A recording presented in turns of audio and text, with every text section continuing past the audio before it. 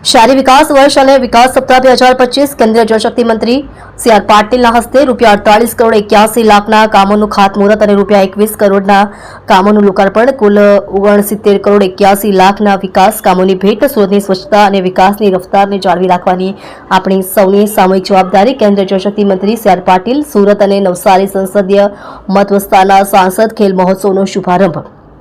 शहरी विकास वर्ष 2025 અને વિકાસ સપ્તાહ 2025ની ઉજવણી અંતર્ગત સુરત મહાનગરપાલિકાના વિવિધ ઝોન વિસ્તારમાં ₹48 કરોડ 81 લાખના વિકાસ કામોનું ખાતમુહૂર્ત અને ₹21 કરોડના વિકાસ કામોનું લોકાર્પણ કરી કેન્દ્રીય જળશક્તિ મંત્રી શ્રી સી.આર. પાટીલે સુરતવાસીઓને કુલ 69 કરોડ 81 લાખના વિકાસ કામોની ભેટ આપી હતી. મંત્રીશ્રી અને મહાનુભાવોએ લાભાર્થીઓને આયુષ્યમાન ભારત અને આભા કાર્ડનું વિતરણ કર્યું હતું. ઇન્ડોર સ્ટેડિયમ અઠવાલાઇન્સ ખાતે આયોજિત સમારોહમાં કેન્દ્રીય જળશક્તિ મંત્રીશ્રીએ કહ્યું કે સુરત શહેર જનહિતના ક્ષેત્રે નેતૃત્વ કરવામાં હંમેશા અગ્રેસર રહ્યું છે. સુરતને વધુ ખૂબસૂરત બનાવવા માટે સ્વચ્છતાને જીવનનો ભાગ બનાવવો જોઈએ. સુરતની સ્વચ્છતા અને વિકાસની રફતારને જાળવી રાખવાની આપણી સૌની સામૂહિક જવાબદારી છે. રમતગમત સાથે જોડાયેલા બાળકો શારીરિક અને માનસિક રીતે મજબૂત બને છે. રમતો બાળપણથી જ ખેલદિલીની ભાવના વિકસાવે છે, જે વયસ્ક થયા બાદ બાળકના સર્વાંગી વિકાસમાં ખેલદિલીની ભાવના મહત્વનો ભાગ ભજવે છે, એમ મંત્રીશ્રીએ કહ્યું હતું.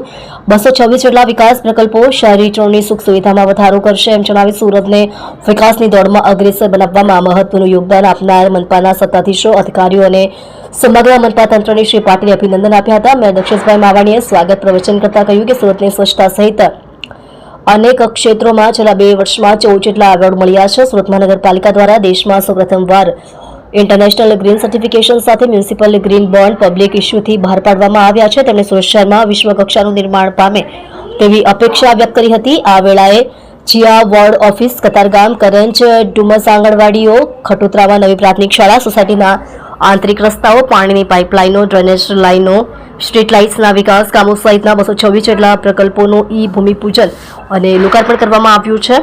આ ઉપરાંત આ પ્રસંગે ધારાસભ્ય સર્વર શ્રી સંગીતાબેન પાટીલ, અરવિંદ રાણા, મનુભાઈ પટેલ, પ્રવીણ કુઘારી, રાકેશ દેસાઈ, પૂર્વ મંત્રી શ્રી નરેશ પટેલ, પૂર્વ કેન્દ્રીય મંત્રી Shrimati Darshanaben Jardosh, deputy mayor doctor Narendra Patil, સ્થાયી સમિતિ અધ્યક્ષ રાજન પટેલ, મ્યુનિસિપલ કમિશનર શાલિની અગ્રવાલ, શાહ સંગઠન પ્રમુખ પરેશ પટેલ, નવસારીના જિલ્લા સંગઠન પ્રમુખ ભૂરાભાઈ શાહ, મનપાના પદાધિકારી અધિકારીઓ મોટી સંખ્યામાં સફાઈ કર્મીઓ અને નાગરિકો ઉપસ્થિત રહ્યા હતા.